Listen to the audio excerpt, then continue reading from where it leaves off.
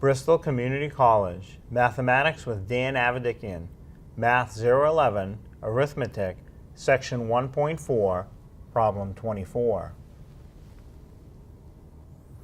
This is Section 1.4, Problem 24. Elwood states that it's 106 miles to get to Chicago. If he's driven 34 miles so far, how many miles are left to get to Chicago? So this becomes a subtraction problem. There's a total of 106 miles to get from wherever Elwood is to get to Chicago. And you will subtract off the 34 miles that he's driven so far.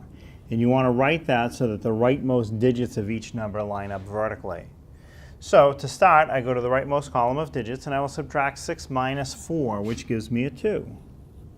In the next column of digits, I have 0 minus 3. So I'm going to borrow. It's really going to turn back into that 10 minus 3 that I already have, which is 7. Suppose you don't notice that.